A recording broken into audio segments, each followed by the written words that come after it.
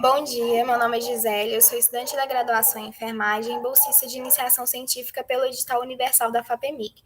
Nessa apresentação, eu vou abordar um pouco sobre a temática perfil clínico de pacientes críticos com diagnóstico de enfermagem de risco de glicemia instável.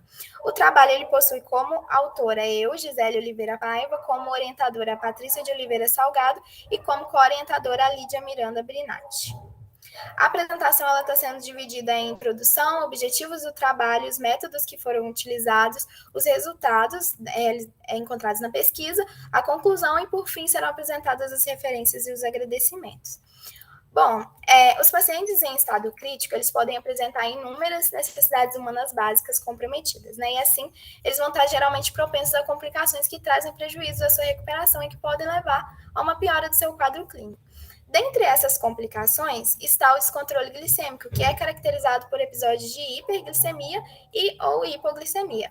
Essa designação de hiperglicemia e hipoglicemia ela é muito comum na área da saúde, né? E a gente utiliza a hiperglicemia para sinalizar a elevação da glicose no sangue, enquanto a hipoglicemia representa as condições de baixo nível de glicose no sangue. Nos pacientes críticos, a recomendação é que se tenha uma glicemia entre 140 miligramas por decilitro e 180 miligramas por decilitro, né, para evitar essas eventualidades que foram mencionadas. Mas, apesar dos constantes esforços das equipes de saúde para tentar manter esses níveis glicêmicos nesses padrões, a gente verifica ainda estudos que mostram que 60% dos pacientes graves que são internados em UTIs, eles vão desenvolver hiperglicemia, mesmo nunca tendo recebido o diagnóstico anterior de diabetes mellitus.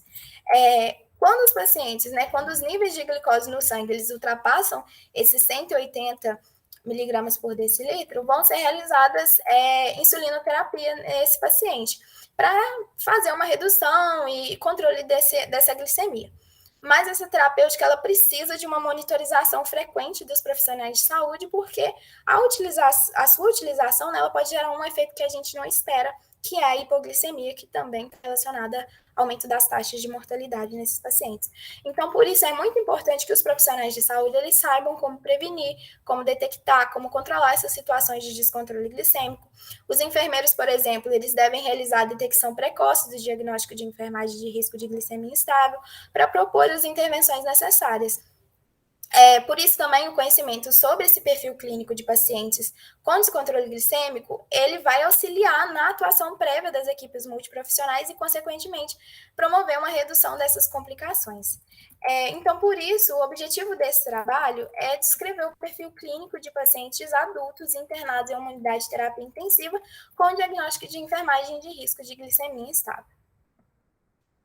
Em relação aos métodos de pesquisa, trata-se de um estudo descritivo que foi desenvolvido a partir da análise realizada em uma unidade de terapia intensiva adulto da zona da Mata Mineira, que incluiu indivíduos com 18 anos ou mais e que apresentavam mais de 24 horas de internação na UTI. Mas ele desconsiderou, né, excluiu da pesquisa aqueles que já apresentavam descontrole glicêmico na admissão ou que não aceitaram participar da pesquisa. Os participantes que foram incluídos na pesquisa, eles foram acompanhados por examinadores previamente capacitados. Esses examinadores realizavam coletas de dados diárias, né, com informações como idade, sexo, raça desses pacientes, enquanto a enfermeira intensivista ela ficou encarregada da coleta de sangue para fazer a mensuração da glicose sérica desses pacientes, né? Os dados no final, eles foram digitados no programa EpiInfo.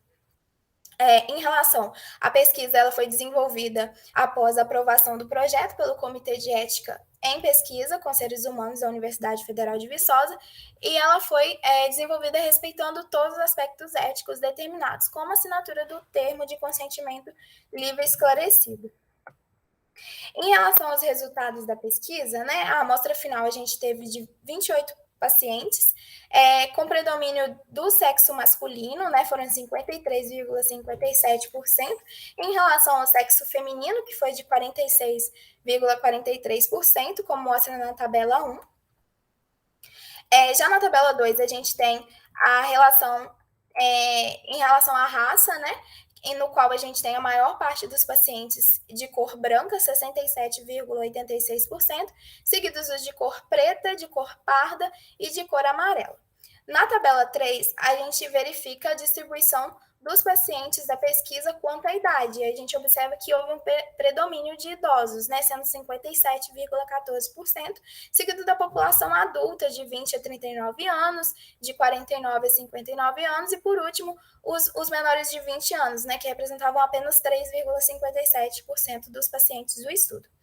Na tabela 4, a gente verifica a distribuição dos pacientes, né, quanto à procedência. E a gente verificou que 46,43% desses pacientes eles vieram de pronto-socorro, enquanto 32,14% vieram inicialmente de unidade de internação e 21,43% de bloco cirúrgico.